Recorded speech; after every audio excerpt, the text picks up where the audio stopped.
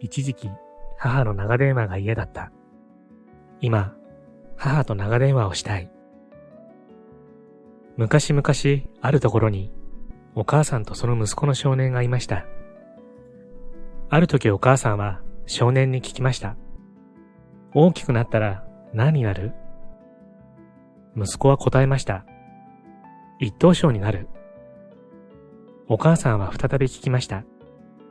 なんで一等賞になりたいの？息子は胸を張って答えました。だって一等賞はすごいから。お母さんは息子に言いました。それじゃあ一等賞になれないね。なってもすぐに追い越されちゃうよ。むすっとふてくされる息子にお母さんは続けました。よく聞きなさい。ひょっとしたらあなたは何かで一等賞になるかもしれない。でもそれはあなたのためじゃなくて困った人を助けるためなのよ。そんなこと言われてもわからない。一等賞はすごいんだ。今はわからなくても覚えておきなさい。この世にはね、神様がいるの。俺、神様なんか会ったことないからわからないよ。あなたのそばには目に見えるたくさんの神様がいる。嘘だ。神様なんていないに決まってるじゃん。いる。それはね、おかげさまっていう神様。あなたが着ている服、履いている靴。これは全部おかげさまが作ってくれたものなの。会ったことはなくても、あなたのことを思って一生懸命作ってくれた目に見えない人たちがいるの。そのおかげさまの存在を忘れたらダメだよ。そしてね、いつかあなたが誰かのおかげさまになるの。一等賞は困った人を助けるために神様たちがくれるものなの。だからあなたは喜ばれる人になりなさい。喜ばれる人？そう。あなたが人から喜ばれる人になること。それが私の夢。お母さんがとても難しいことを言っているように聞こえて、少年にとってその話は遠い記憶になりました。やがて少年は大人になり、旅に出ました。その旅路でたくさんの人たちに助けられ、お母さんが昔言っていたおかげさまの存在に気づいていきました。そのおかげさまは全員、お母さんが言ったことと同じ言葉を言いました。喜ばれる人になりなさい、と。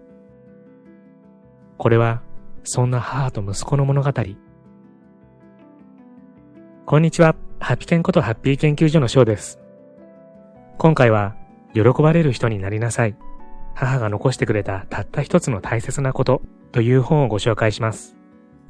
著者は長松茂久さん。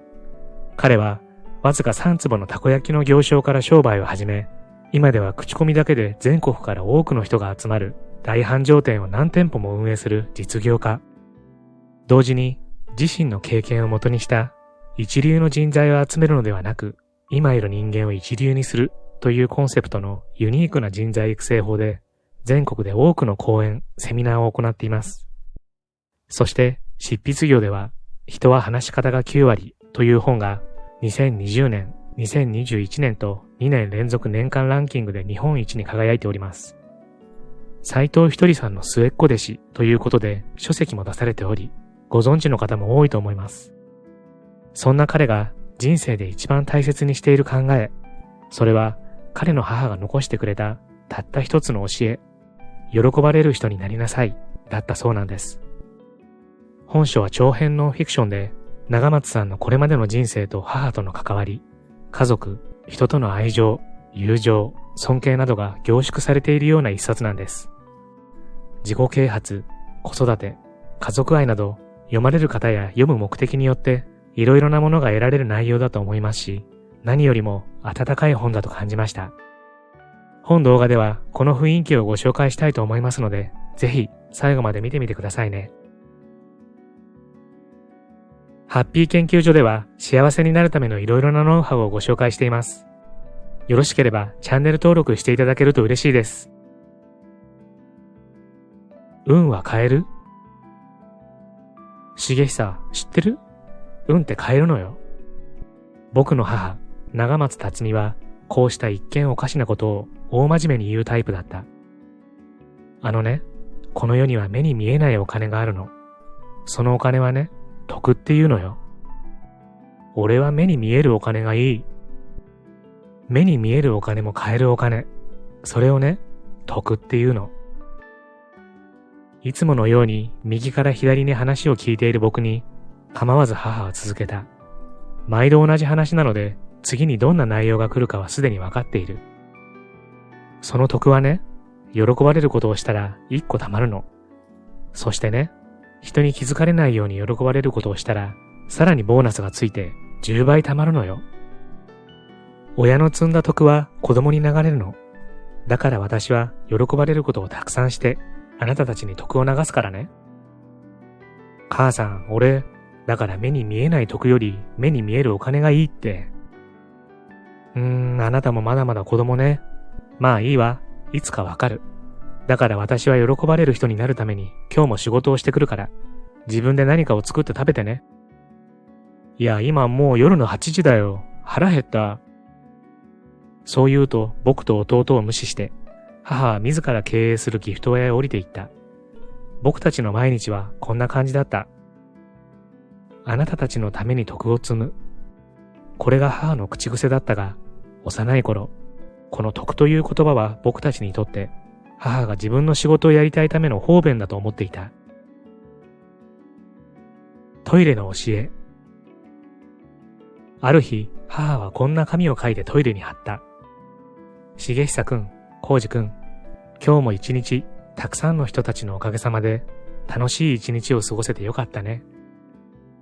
人間一人ではできないことが多いけれど、みんなが助けてくれて、今日の私たちがあるのよね。おかげさまを忘れない人でいてくださいね。きちっと挨拶できていますか？おはようございます。こんにちは。こんばんは。ありがとう。すみません。ごめんなさい。挨拶が立派にできる人って素敵な人になれると思うよ。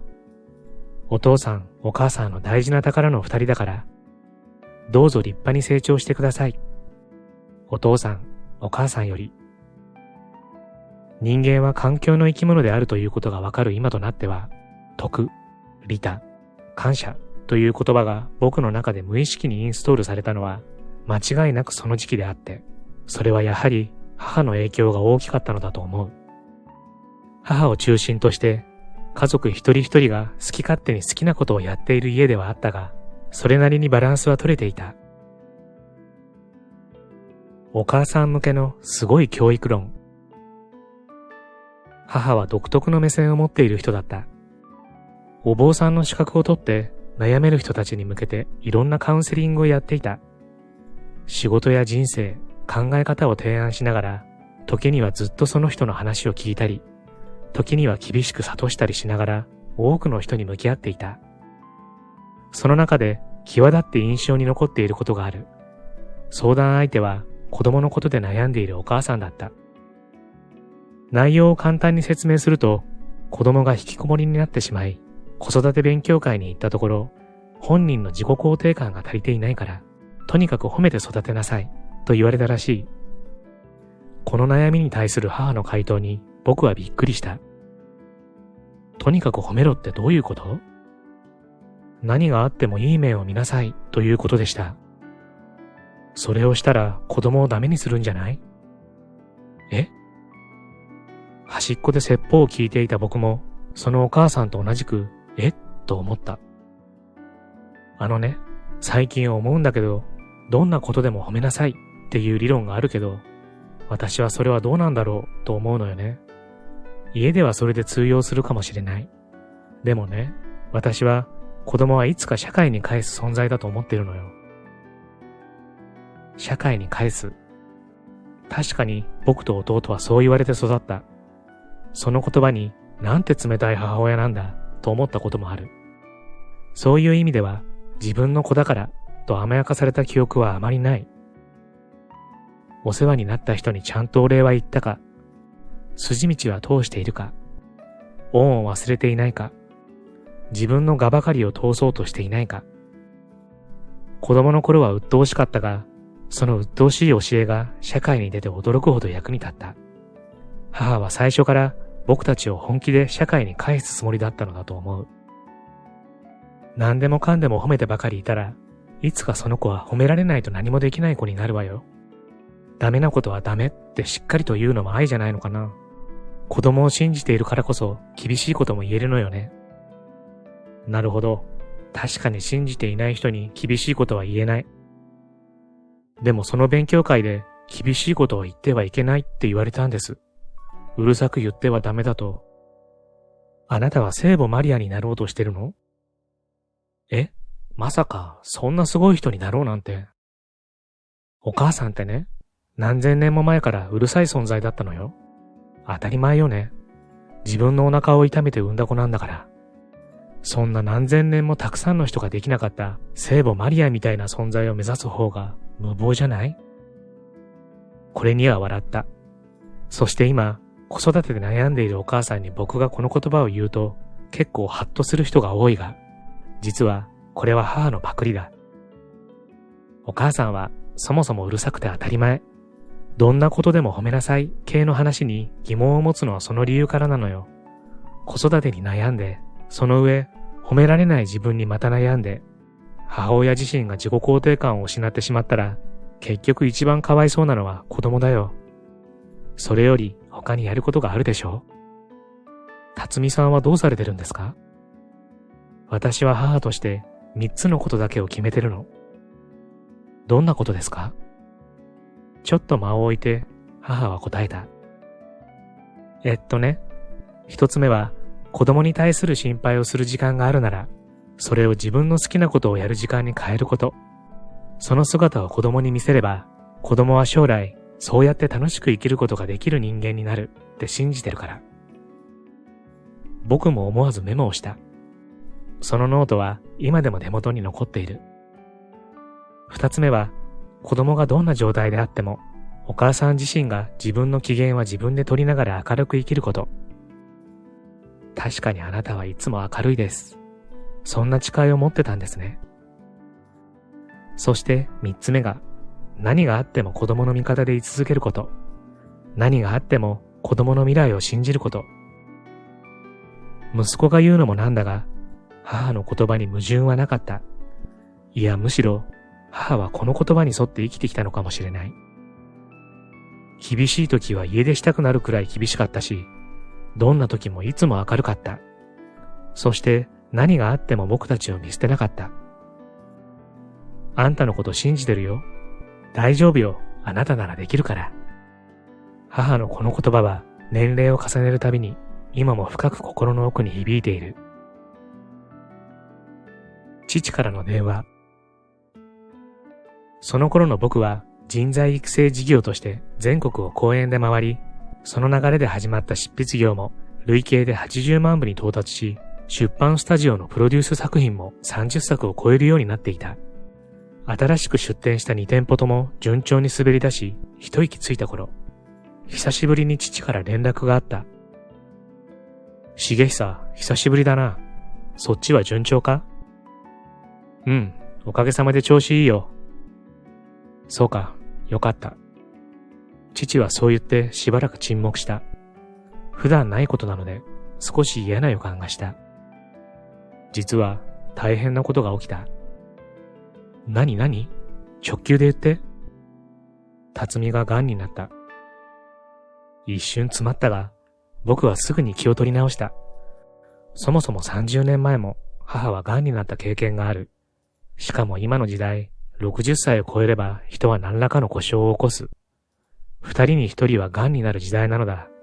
そのことを父に言った。そうなんだけどな。そんな軽い場所ならいいんだけどな。いつも強気で元気な父の声が重い。大げさな表現をするタイプではないので、なおさら嫌な予感がした。膵臓癌だ。そして多分転移してる。検査はいつ？もう終わって明日最終結果が出る。わかった。立ち会う。今から戻るよ。そのまま僕は福岡から実家に戻った。以前は実家まではかなり遠かったが、高速がつながったので飛ばせば1時間半もかからずに戻れる。戻る車の中で高速道路を作ってくれた見知らぬおかげさまの存在に感謝したのを今でも覚えている。プロジェクト発足。二人ともこっちに来い。父から呼ばれ、僕たちは実家の1階部分にあった閉店したお店の跡地に連れて行かれた。3人とも無言だった。普段気丈な父がうっすら目に涙を浮かべていた。それで僕たち2人は本格的に状況を理解した。お前たち2人にお願いがある。聞く前から何でもやるつもりだった。おそらくそれは弟も同じ気持ちだったと思う。俺は何があっても辰巳を助けたい。どんなことをしてでも。父の言葉は本気だった。そもそも軽い気持ちや単なる見栄でそんなことを言うなど、九州男児としてはありえない。自分の言葉には絶対に責任を持て、と言い続けてきた父の言葉は深く響いた。俺の全財産を使ってでもあいつを助ける。それが俺の役目だ。お前たちも手伝ってくれるか？うん、もちろん。当たり前。父は厳しい実業家で、とても堅実なタイプだ。その父が全財産をかけるという、事の重さがどんどん自分の中にのしかかってくる。油断するとこっちまで泣いてしまいそうだ。でも今はダメだ。一番辛いのは母本人なのだから。そうか、ありがとな。そしてもう一つお願いがある。俺は辰巳の身の回りのことを全部やる。重久は本を書くようになって心の仕組みの勉強をしてきたよな。だから辰巳のメンタルのフォローをしてくれないか？わかった。俺の持ってるすべてのノウハウを使って母さんの心を明るくするよ。こうして妻や孫たちを巻き込んだ僕たち男3人での辰巳ちゃん復活プロジェクトが始まった。電話の向こうで呼吸が聞こえる。苦しそうでうめくような声。一度聞くと一生忘れられない声。周りで名前を叫び続ける人たちの声が重なる。しかし僕の耳は不思議とその苦しい声しか入ってこない。電話を切り、僕は仕事に戻る。仕事とは言っても、その場所は僕を囲むために人が作ってくれた場。抜けることはできない。あの時の僕の姿をうつろと言うんだろうか。目の前の景色がどんどん色をなくしていく。そんなことを知らない周りからは、お構いなしにたくさんの質問が降ってきて、それに僕は一生懸命答えた。今、目の前にいる人のために。幼い頃から言われ続けたその教えに従って。話を終えた直後、再び着信あり。僕は会場を飛び出し、かかってきた着信を取り、会場の前の駐車場に行った。あの時、寝っ転がった駐車場の車止めに置いた頭の感触や鉄の冷たさ。そして、携帯電話の背後にたまたま重なって見えたあの月を、僕は生涯忘れることはないだろう。今、あなたのお母さんは笑っていますか？本書は著者である長松さんの半生を綴った長編ノンフィクションです。ですから、お母さんがどのような信念で生きたか、そして長松さんがそのメッセージをどのように受け止め、ご自身の人生に反映していったかがとても具体的に書かれています。お母様やご家族を含め、彼の周りには温かな空気が流れているのでしょう。本書もとっても温かな雰囲気に包まれています。本書の帯には5回泣いたとありますが、ここは人それぞれで、僕はむしろ優しくて温かい笑顔をいただけたなと感じました。読み終えた瞬間、お母さんに電話したくなる本。これはその通りで、僕も母や家族といろいろと話してみたくなりましたし、できるのなら長電話をしたいと思いました。本動画では冒頭のほんのいくつかの説をご紹介していますが、本書は全6章70の説からなるとても厚みのあるものとなっています。